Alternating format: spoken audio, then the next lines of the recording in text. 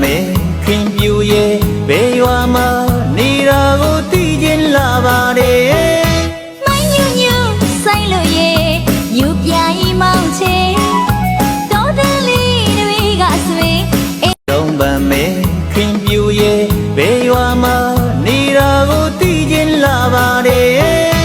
မိုင်းညူညူဆိုင်လို့ရဲ့ယူပြိုင်မောင်ချေတော်တယ်လေးတွေကဆွေလုံးပန်မဲခင်ပြူ